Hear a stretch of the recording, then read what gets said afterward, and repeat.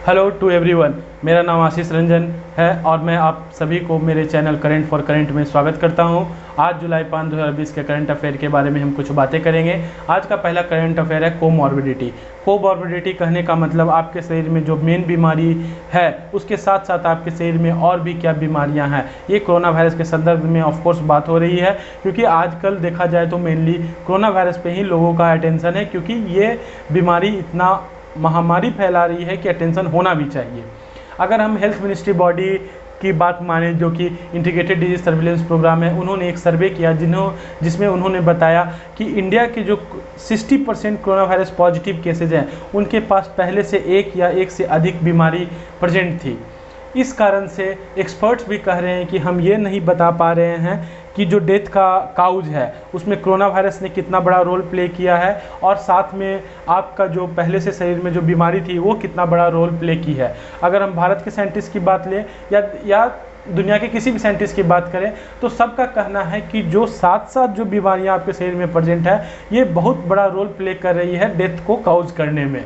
ये data 1 lakh corona virus positive cases से लिया गया है। भारत में अभी 6.5 lakh corona virus positive cases हो चुके हैं।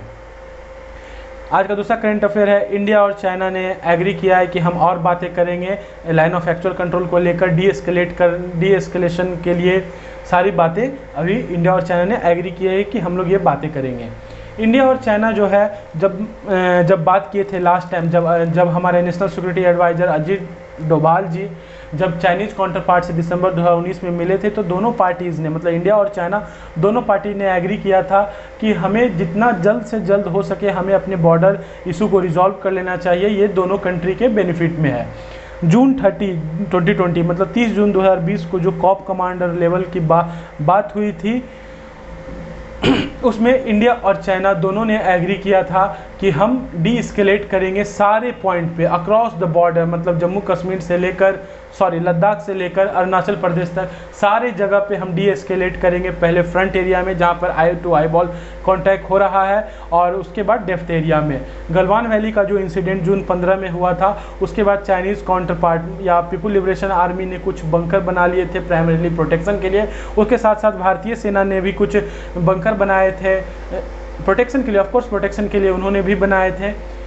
जुलाई 5 मतलब इंडियन आर्मी का कहना है कि आज के दिन हम फिर से सर्वे करेंगे और देखेंगे, जिस तरह से जून 15 में देखने गए थे, बट एक बहुत बड़ी दुर्घटना हो गई थी, जो इंसिडेंट हो गया था गलवान वैली का, ये तो एक बहुत बड़ी दुखद घटना है। बट इंडियन आर्मी ने कहा कि हम फिर से आज सर्वे करेंगे कि चाइनीज़ काउंटर पार्ट ने अपना स्ट्रक्चर को उस जगह से हटाया या नहीं हटाया।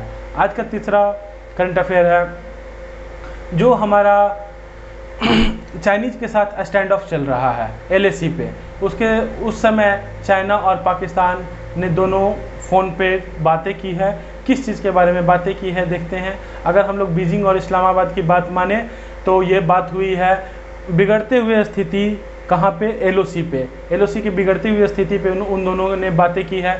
जैसे ही ये बात सामने आई तो भारत में लोग आशंका लगाने लगे कि कहीं इंडिया 2 फ्रंट वार के लिए तो नहीं बढ़ रहा है, मतलब कि पाकिस्तान और चाइना दोनों से लड़ाई कहीं एक साथ तो नहीं करेगा, एक साथ तो नहीं हो जाएगी।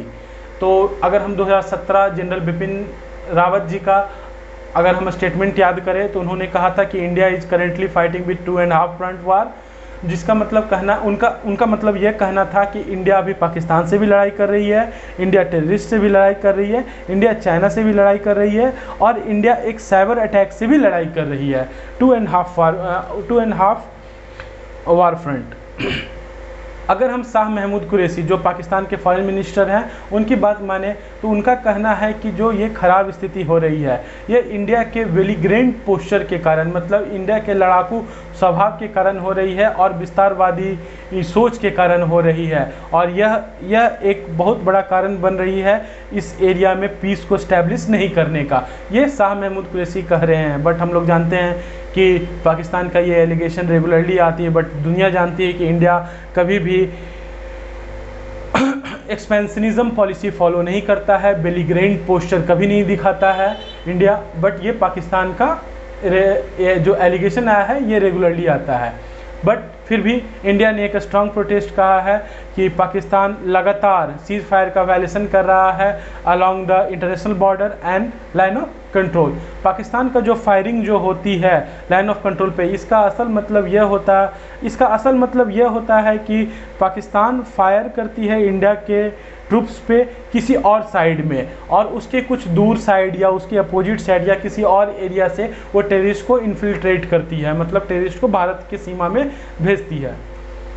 आज का चौथा करंट अफेयर है गोटाबया, जो कि प्राइम मिनिस्टर हैं श्रीलंका के, उन्होंने कमेटी सेटअप की है कोलंबो पार्ट का कंसर्न देखने के लिए। आखिर ये कंसर्न क्या है?